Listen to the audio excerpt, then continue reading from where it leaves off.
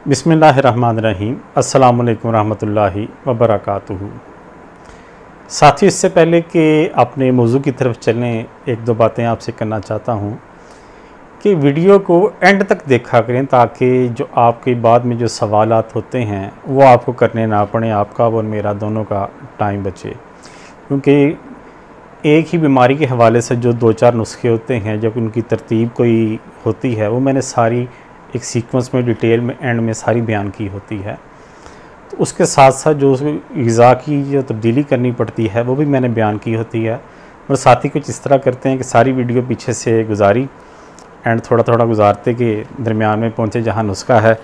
जो नुस्खा जो है वो नोट किया, जो शुरू में जो बताया होता है उनके हिसाब से वही होता है, वो नोट करते हैं और वीडियो क्लोज़ करते हैं। जब उन्हें कोई प्रॉब्लम पेश आती है नुस्खा इस्तेमाल करते वक्त, फिर वो कॉल करते हैं। जब उन्हें कहा जाता है कि आप वीडियो दोबारा देखें तो उन्हें उनके पूरे सवाल का जवाब मिल जाता है। तो इसलिए वीडियो को एंड तक देखा करें ताकि आपको बाद में सवाल ना करना पड़े मुझसे। बहरकैफ अगर कोई मसला है, कोई मसाइल, कोई सवाल, किसी मर्ज़ में कोई परेशानी पेश आ रही है तो आप मुझसे रब्ता कर सकते हैं। इंशाअल्लाह मैं अपने इल्म के मुताबिक आपको बेहतर तरीके से गाइड करूँगा।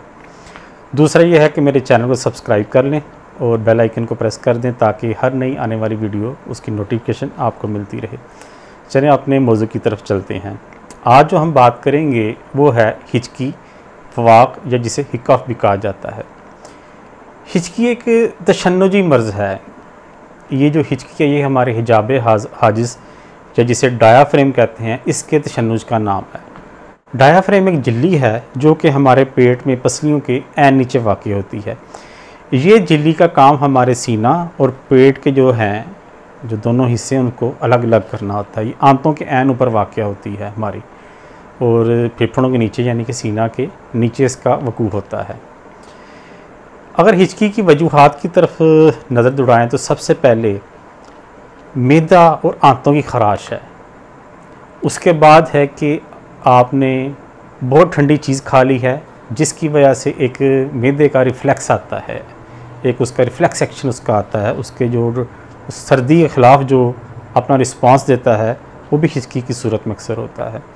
या आप बहुत गर्म चीज़ खा लें, उसके नतीजे में भी मैदे का रिस्पांस आ जाता है। मैदा उसको कबूल नहीं कर रहा होता तो वो हिचकी शुरू हो जाती है बंदे को, उसके मसल्स में प्रॉब्लम आ जाती है मैदे के, और वो हिचकी शुरू हो जाती है। सीने में जलन, स्कील्ड हज़म अग़ज़िया यानी कि जो देर हज़म अग़ज़िया होती हैं, ग़िज़ा होती है जो हज़म नहीं होती, उसका इस्तेमाल, मैदे, आंतों में गैस बनना, आबी कमज़ोरी, मैदे का या फ़मे मैदा, ये इस हिस्से में जो जलन होती है इस वजह से भी हो जाता है ये मामला। आंतों में बल पड़ने की वजह से भी हिचकी आ जाती है। तो ये सब इसकी हिचकी की अहम वजूहात हैं। अक्सर लोगों को जो है हिचकी जो लगती है वो कुछ देर में ठीक हो जाती है, मगर कुछ लोगों में इसका दौरानिया ये घंटों में या दिनों में चल जाता है, जो कि अक्सर जानलेवा भी साबित होता है। एक और चीज़, अक्सर जो लोग बुखारों से उठते हैं, जो बुखार ख़त्म होते हैं, बड़ा बुखार होगा किसी को जो कई कई दिन पे मुहित होता है, जिसकी मुद्दत 3 दिन 4 दिन हफ्ता, उसके बाद अगर हिचकी किसी को स्टार्ट होती है तो वो अक्सर जानलेवा साबित होती है। तो इस वजह से ये जो हिचकी है इस मामलात को आपने ईजी नहीं लेना, ये एक जानलेवा मर्ज़ भी साबित हो जाता है। अब इसके इलाज की तरफ आते हैं। इलाज में जो सबसे आसान और सबसे जो इजीली अवेलेबल हल है वो है अमृत धारा। आप मेडिकल स्टोर पे जाएं तो आपको अमृत धारा के नाम से ड्रॉप्स मिलेंगे। तो 110 120 के करीब उसकी कीमत है। बाद लोग कीमत भी पूछ रहे होते हैं मुझसे बाद में कि भाई इस चीज़ की कीमत क्या है, तो मैं पहले ही बता दी भाई 110-120 के करीब इसकी कीमत है। वो आप कतरे ले लें। मरीज़ को पतासा अगर मिल जाए ठीक है, नहीं तो 1 चम्मच चीनी लें, उस पर आपने 2 कतरे डाल के मरीज़ को खिलाने हैं। तो इंशाल्लाह कुछ ही देर में हिचकी का मामला ठीक हो जाएगा। अच्छा, अगर आप देखें, अगर मरीज़ को कब्ज़ तो नहीं है, बाज़ औक़ात मरीज़ को कब्ज़ होती है और उसकी वजह से भी उसको हिचकी का मामला पेश आ जाता है। अगर मरीज़ को कब्ज़ है तो आपने इस तरह करना है कि 2 बड़े चम्मच गुलकंद के लें, उसमें आप चाहे तो उसी वक्त रोगने बादाम मिला दें, 1 चम्मच रोगने बादाम मिला लें, आधा चम्मच कैस्टर ऑयल मिला लें, और 1 कप या ज़्यादा भी कर सकते हैं गर्म दूध, उसके साथ उसको पिला दें। इंशाअल्लाह उसका पेट साफ़ हो जाएगा। मैदे आंतों से जो है प्रेशर है वो रिलीज़ होगा, डायाफ्राम पे जो प्रेशर है वो भी रिलीज़ होगा, तो ये हिचकी को आराम आ जाएगा, हिचकी का मामला ठीक हो जाएगा। अच्छा, इसके अलावा हिचकी की वजह होती है अगर आपने कोई गंदी चीज़ खा ली है, गलत चीज़ खा ली है, फूड पॉइजनिंग वाली चीज़ खा ली है, या कोई जहर वगैरह हल्की मिकदार में आपने खा लिया है, तो मैदा उसको कबूल नहीं करता, उसे निकालने की कोशिश करता है, तो इस दौरान भी हिचकी का मामला पेश आता है। इसका हल ये है कि मरीज़ के हलक में जो है उसे कहीं क्या उंगली मारे या किसी परिंदे का पर लेकर उसके हलक में मारेंगे तो वो मरीज़ जो क्या कर देगा, उल्टी कर देगा, मामला ठीक हो जाएगा, इससे भी ठीक हो जाएगा।